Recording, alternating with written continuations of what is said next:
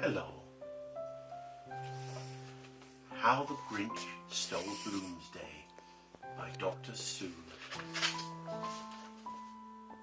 Every dub down in Dublin loved Bloomsday a lot, but the Grinch, who lived just north of Dublin, did not. The Grinch hated Bloomsday, the whole Bloomsday season. Now, please don't ask why. No one knows quite the reason. It could be his tastes were too bourgeois and straight. Perhaps he'd just come to the portrait too late. But perhaps the most likely of reasons I deem may have been that his consciousness just wouldn't stream. But whatever the reason, half hid in the shrubs, he crouched there on Bloom's Eve, just hating the dubs, staring down from his semi with sour, grinchy frown at the worship of Ulysses down in the town. For he knew every Sude down in Dublin below would memorize quotes that few people would know.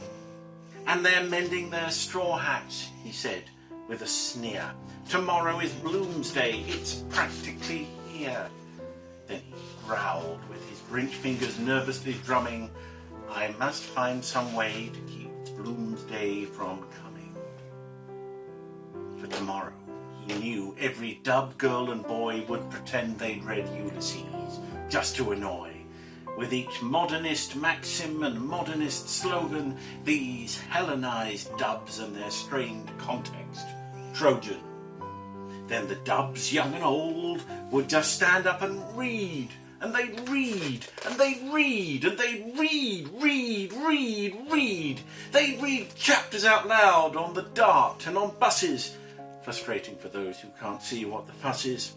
Then they'd pun, and they'd pun, and they'd pun. And the more the Grinch thought of this Joycean punning, from the Rose of Castile to the Long River running, why, for 97 years I've put up with this now. I must stop this Bloomsday from coming. But how?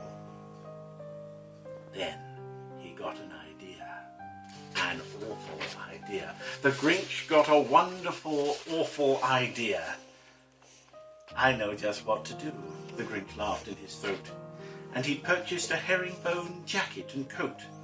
With his Belvedere tie and his Fibsborough voice, the Grinch looked exactly like jolly James Joyce. Then he loaded some bags to a second-hand bike, and he rode down to Dublin as quick as you like. All their windows were dark, every house, every room, every dub was asleep, just like sweet Molly Bloom. He exclaimed as he reached the first house in D1, now the task of de-Joycification's begun. Then he squeezed through a window, though scratching his wrist. I can surely do sober what Joyce would do pissed. On a warm summer night, windows are left ajar.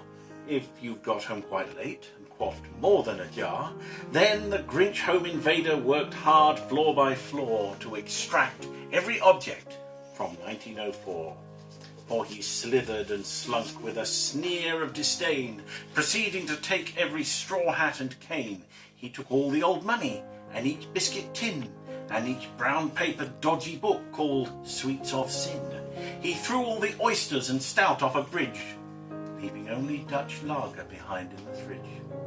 Then the Grinch took the copy of Ulysses down from the mantelpiece where it sat, dusty and brown, when a very small student, appropriately called Millie, wandered in, feeling half drunk, confused, and still silly, and asked him wide-eyed, Mr. Joyce, is it you?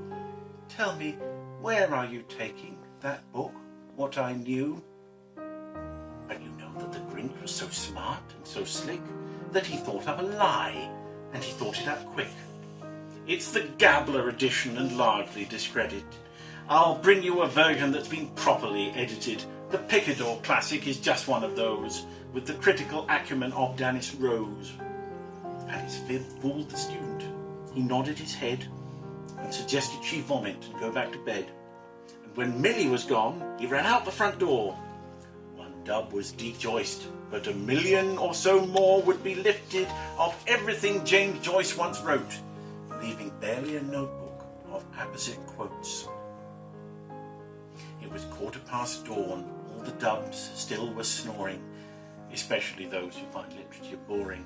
And the Grinch sped up north with his heaped Joyceana, that barely bored Felcher-approved sub-arcana, and he lugged all that stuff to close by Malahide, to the sea promenade to tip over the side.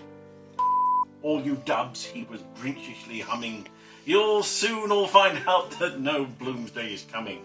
As the sun hits the roof of that Martello Tower and the loons get dressed up for Telemachus' hour, they'll find out that someone has swiped the whole shower.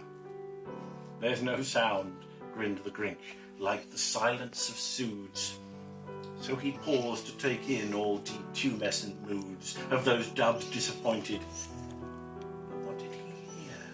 But the essence of wordplay from long yesteryear.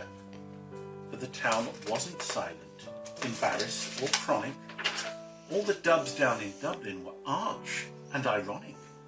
He stared down at Dublin, the Grinch popped his eyes, then he shook. What he saw was a shocking surprise. Every dub down in Dublin, the small and the tall, was punning, without any prompt books at all. He hadn't stopped Bloomsday from coming. It came. Somehow or other it came just the same. And the Grinch, as he stood in the Malahide sand, stood puzzling and puzzling. I don't understand. It came without blazers and buttonhole florists, without Declan Kybert or Senator Norris. And he puzzled like readers of Finnegan's Wake till his poor cerebellum was starting to ache.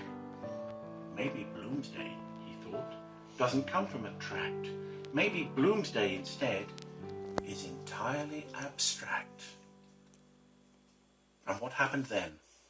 Well, in Dublin they say that his consciousness streamed wide as the Liffey that day. The moment he whiffed ineluctable modality, he brought all the tat back to the Joycean sodality. He brought back Bloom's hat and brought Molly's night dress. And I'm more than miraculously moved to confess that the Grinch perorated that orgasmic yes.